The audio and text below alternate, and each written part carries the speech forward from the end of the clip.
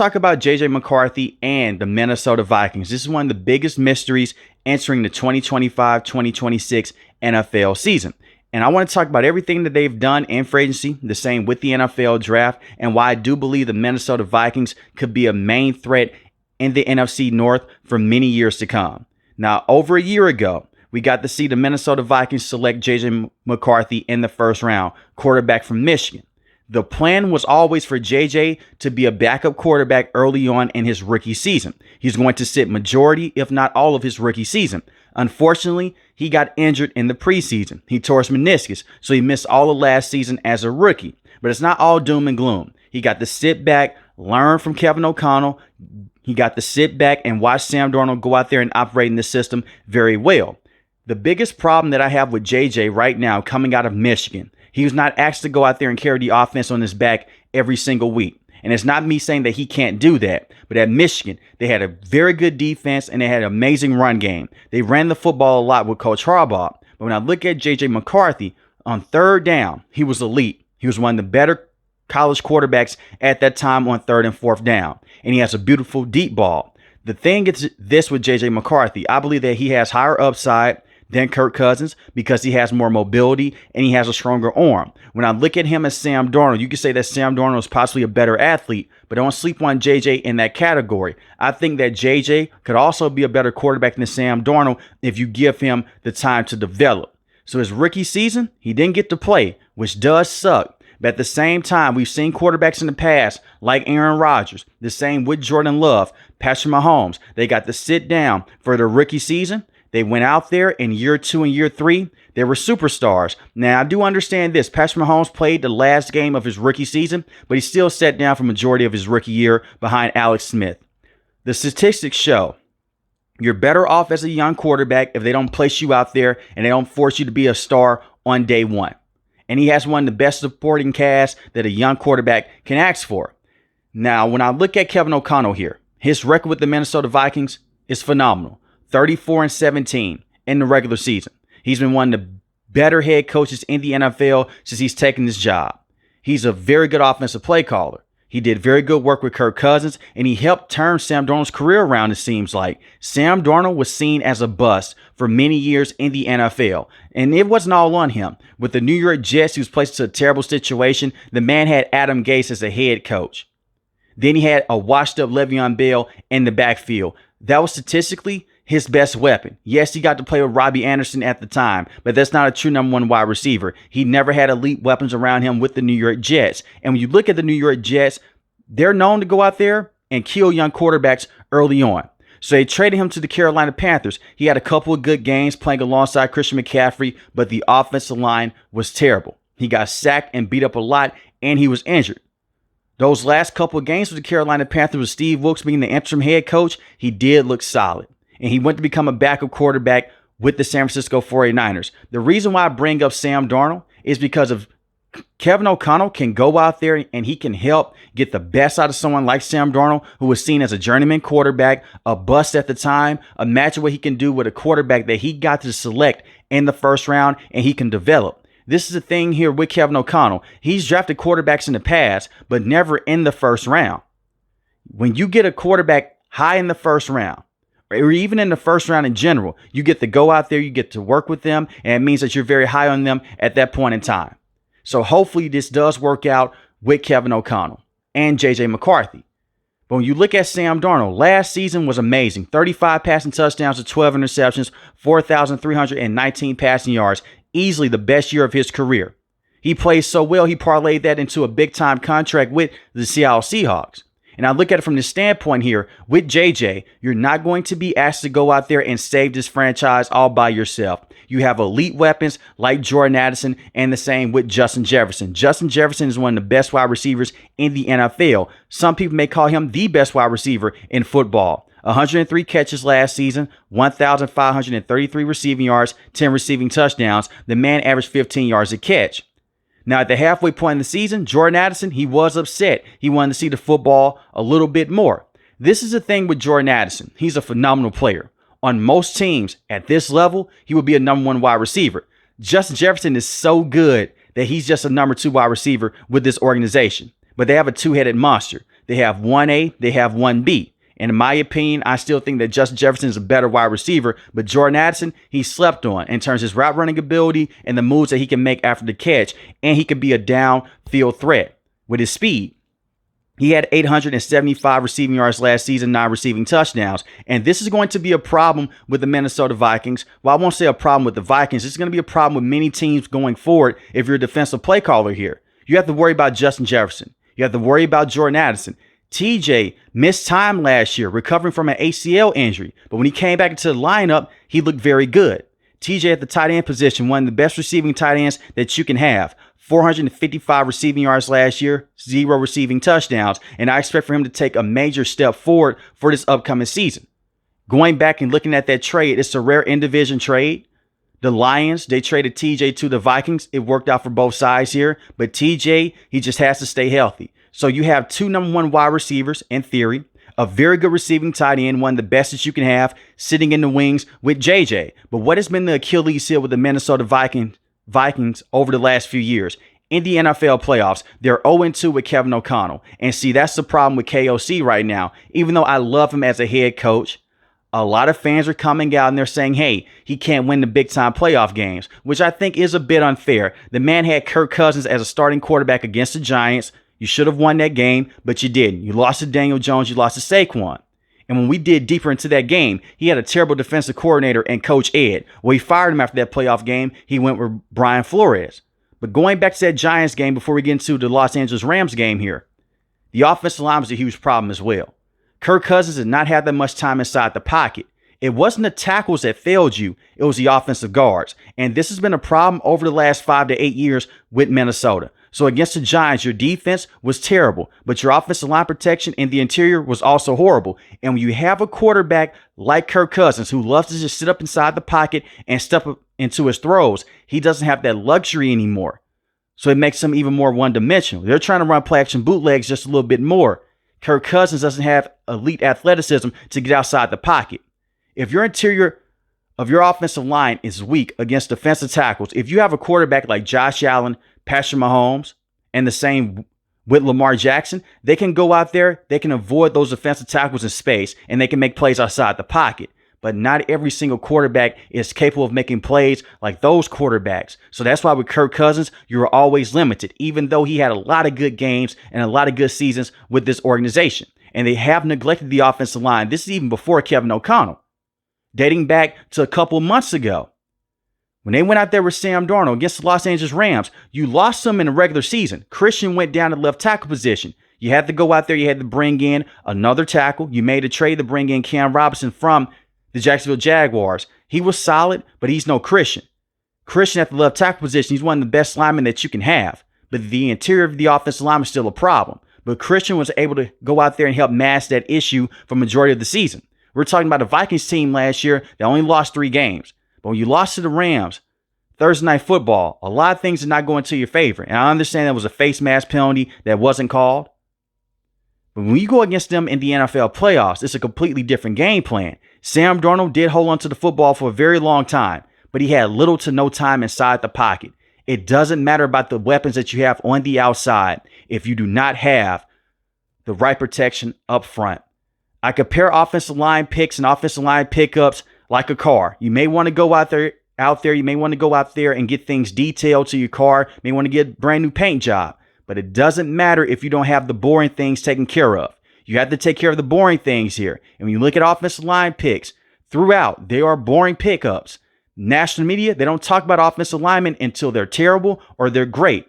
And when you look at the Vikings here, you didn't have enough time inside the pocket to help out Sam Darnold. The man got sacked 9 times, and he was pressured all the way through, and you could not run the football. 9 times out of 10, if your offensive guards cannot take care of those defensive tackles in terms of a pass rushing standpoint, you're not going to be able to go out there and block them up front in terms of run blocking with the scheme. And that's what we got to see from Aaron Jones last year. With the Green Bay Packers, he was known to do a lot of things, but the one thing he was elite at was putting his toe into the ground and dipping it out to the outside. He didn't have a choice but to do that with the Minnesota Vikings last year because the interior of their offensive line just wasn't good enough. And he still had the 9th most rushing yards in the NFL, 1,138, and he had 5 rushing touchdowns. Very good running back. and he is getting older. And he was dealing with injuries last season. So you go out there into free agency and you bring in two very good interior offensive linemen. You pick up Will Flores. He only allowed 2 sacks last season. He's an elite run blocker. Very good player. One of the best right guards that you can have. At the center position, you bring in Ryan Kelly, 1 sack allowed on 601 snaps. He's an elite center. Now you have Christian, left tackle position. He's coming back off of that knee injury from last year. We'll see if he can hold up. He's a very good football player, like I mentioned before. You bring in Ryan Kelly, you bring in Will Flores, and you drafted Donovan Jackson in the first round. This is the first time in over a decade that the Minnesota Vikings have made a true effort to go out there and fix their offensive line pieces. Now, a lot of it is because you're not paying JJ a lot of money. He's still in that rookie deal, so you can throw money around here. But I love the fact that you're getting tougher up front with the trenches. The one thing with Kevin O'Connell, he loves those outside pieces. He loves the wide receivers. He loves to bring in the flashy running backs here. But in this division, with the Detroit Lions, with the Chicago Bears, I have to give them credit on the defensive end in terms of being a top rushing defense. I know last season they took a step back and they fired Matt Eberflus, but the year before that, they had a top rushing defense. You have to be able to go out there and run the football at an elite level in the playoffs. That is what separates great teams from good teams in the postseason. And you don't want JJ to go out there and be in a similar situation as a Kirk Cousins, and the same with Sam Darnold in terms of him not having enough time inside the pocket. So bringing in those offensive linemen is going to help out JJ, but it should also help out this run game. And I spoke of having Aaron Jones. You look at Jordan Mason. You bring him over from the San Francisco 49ers. Last season, he gave them good production. Jordan Mason came in and he looked like a true starting running back for the majority of the season until Christian McCaffrey got healthy and until he got injured. 789 rushing yards, 3 rushing touchdowns, average 5 yards a carry. And he doesn't have to be that mainstay running back for the entire season. Now, I do believe this. Aaron Jones is getting older. Eventually, you have to find a true replacement in the backfield. But you look at him last season, Aaron Jones, he aged like fine wine, was a very good football player. And a lot of that is because of this. In the past, he dealt with so many injuries with the Packers, they let him go. He comes over to Minnesota and he said that he was upset. So he played with a chip on his shoulder. Hopefully Aaron Jones can continue to stay healthy, because when he's healthy, he's a very good power back. You have him, you have Jordan Mason, you have the other weapons on the outside, and you have a revamped offensive line. And don't sleep on Brian O'Neill, who is a serviceable right tackle to have. I love this offensive line that they have right now on paper. And I'm not saying that they're going to go out there and they're going to be the best offensive line in the NFL for this upcoming season. But on paper right now, this is a top offensive line unit. They have to go out there and produce. And they need JJ to step his game up. They need him to hit the ground running as soon as possible. You look at this division, the Green Bay Packers, Coach LaFleur, he's a very good head coach. Jordan Love, I'll say that he's a very good quarterback. And he's still developing with that organization. The Detroit Lions, they have ran this division over the last few years with Dan Campbell. You look at the Chicago Bears, brand new head coach with Ben Johnson. They have Caleb Williams. Right now on paper, this is going to be the toughest division in the NFL. Every single team in this division, they can make a case to why they should possibly win this division for this upcoming season. But I'll say this about the Vikings. You have a consistent head coach in Kevin O'Connell. I like Dan Campbell a lot with the Lions. He's very good, but it's a lot of turnover with that coaching staff. Brand new offensive coordinator, brand new defensive coordinator. And the same with the Bears, brand new head coach. We'll see how Ben Johnson fits into that role. But it's the continuity here with the coaching staff and with the players that you have. It just comes down to JJ. Can he really step up on the offensive end? And we're going to get a clear answer on him. This is why I love to see quarterbacks get placed into a situation like this. Usually when we get to see quarterbacks go high in the first round, or even at the midway point of the first round, you can make the case where he wasn't placed into a good situation. He didn't have elite talent. This man may be placed into one of the best situations for a young quarterback in NFL history. With a proven head coach in Kevin O'Connell, who's a very good offensive play caller, proven wide receivers, and a tight end. If he starts off slow, still give him time.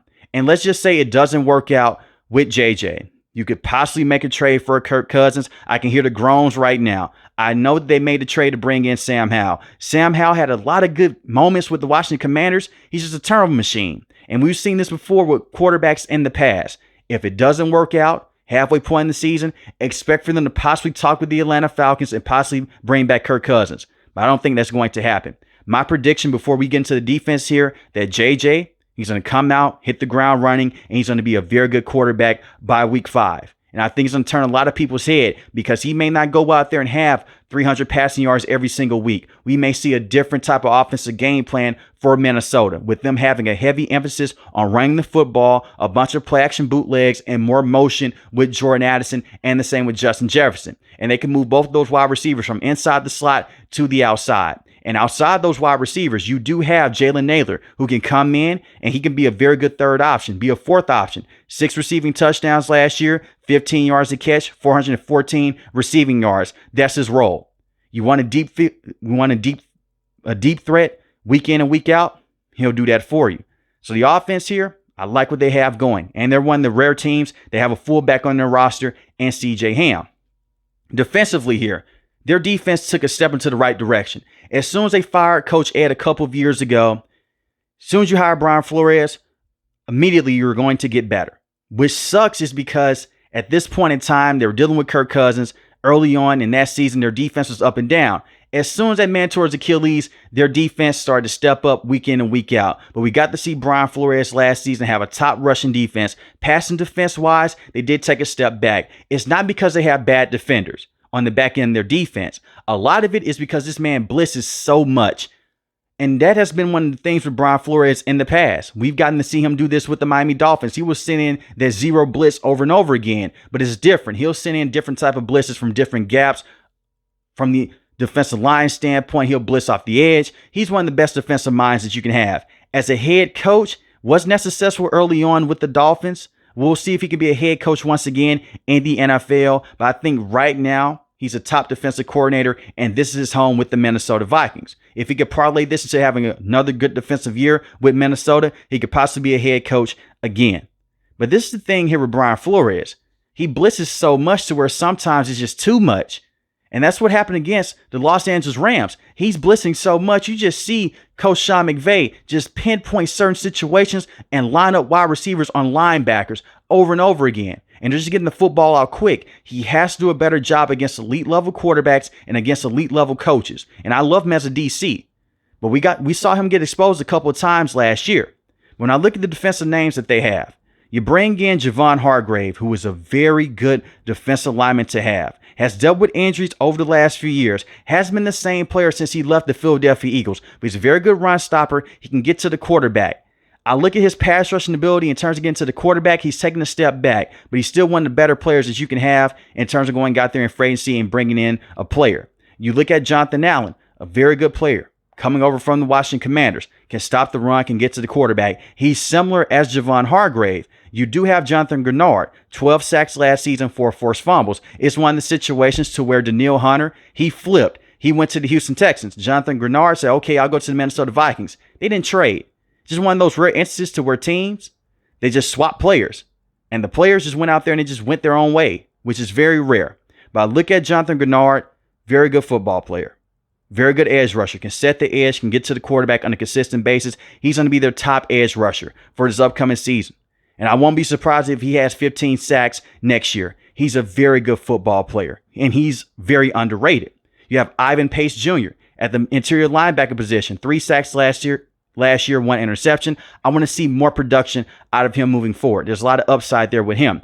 Andrew Van Ginkel was a man possessed last season. He had 11 sacks, 1 forced fumble, and he had 2 interceptions. And both those interceptions went for pick 6. 1 against the New York Jets overseas and 1 against the New York Giants. Just a very good sound linebacker that fits the system to the T with Brian Flores. Now, this is one thing that gets swept underneath the rug with the Minnesota Vikings here. So many people, they're looking at J.J. McCarthy. They're saying, hey, he's ready to go out there. He'll hit the floor running. That's the first round pick. That's a franchise quarterback. They had 2 first round picks that year in the NFL draft. They also selected Dallas Turner. Now, last year, he didn't do much. You did have better players in front of him. You could say that Pat Jones was a better player at that time in terms of being a pass rusher. He was more so of a system pass rusher, in my opinion. But look at Dallas Turner coming over from Alabama. 3 sacks, 1 interception. There's a lot of high upside here with him. You need to give him more reps. And this is the one thing with Dallas Turner. I want to see him in the field all the way through. His last season at Alabama, he was amazing. And it's the reason why you selected this man in the first round. A lot of people in the national media, they forgot about this kid. I didn't. I look at him and Jonathan Gennard. This could be one of the best 1-2 punches in this division. And this is the thing with Dallas Turner. He's a very good run stopper. You go back and look at his tape from Alabama. He can stop the run. But on third down, he is special in terms of getting to the quarterback on a consistent basis. You look at what Jared Verse was able to do this year with the Los Angeles Rams. I think Dallas Turner has more upside. And you guys know how I feel about Jared Verse. I think that he's going to be one of the best defensive players in the NFL for the next 5 to 10 years. But look at Dallas Turner. If you can get him to reach his ceiling early on, you can get a special player here. And it's going to help out the entire defense with Minnesota. And this is the one thing with Coach Flores. He believes in having so much pressure up front to where it helps out your secondary. I agree with that. But just dial back from some of those blitzes. For example here, if you blitz Patrick Mahomes this much, if you blitz Joe Burrow this much over and over again, they're going to get used to that. And eventually, they're going to kill you with the deep ball. We even saw that from Jaden Daniels this year. So you can't blitz every quarterback the same. But you can put a lot of pressure on them if you just put a bunch of pass rushers on the field and give them different looks with players that can flip back into coverage. Similar to what the Steelers do with TJ Watt. They'll have him on the line of scrimmage. Next thing you know, he'll flip his hips. He goes back into coverage. That's what you need to see with Dallas Turner. Far as the secondary here, you have Isaiah Rodgers. He's a veteran. We'll say how he plays with the Minnesota Vikings moving forward. You have Byron Murphy Jr., who's coming off a career year last year, 6 interceptions, 1 forced fumble, 14 pass deflections. I don't know what the hell Harrison Smith is doing with his body, but this man is 36 years old and he's playing like he's 26 years old. 3 interceptions last season, 10 pass deflections, and he's more so of an in-box safety, but he can still cover tight ends. It's crazy. You would swear players, as they get older like him, that they'll regress. This hasn't been the case. He's been a mainstay and he's been a leader with the Minnesota Vikings for his entire career. And it's pretty cool to see. It's very rare to see players in today's sports leagues to stay with their team all the way through. I hope that's the case with Harrison Smith. I hope he retires a Minnesota Viking. But with all that being said, I do believe that the Minnesota Vikings are going to have a great chance to win this division for this upcoming year. It's just so tough right now. And if the only negative drawbacks I have with J.J. McCarthy one more time would just be this: can he stay healthy for an entire season? A torn meniscus is not a huge deal, but was huge enough for him last season to where he missed his entire rookie year. They don't need him getting injured. And you just can't wrap him up in bubble wrap in training camp. You need to put that pressure on him. He needs to get those reps early on. He got a lot of mental reps last year behind the scenes with Sam Darnold and with Kevin O'Connell. Now it's time to go out there, ramp up the training camp sessions within the next 5 to 6 weeks and see what you really have with him. But I expect for the Minnesota Vikings to be a better team for this upcoming season than they were last year. But this division is going to be a complete gauntlet. And if you can make it out of this division, there is no reason why you can't possibly go out there and make a deep playoff run. But let me know how you feel about the Minnesota Vikings in the comment section below. If you're new to the channel, hit the subscribe button. If you like the video, hit the like button. Most importantly, when each and every last one of you guys stay safe, stay positive. Thanks for the video, guys. God bless.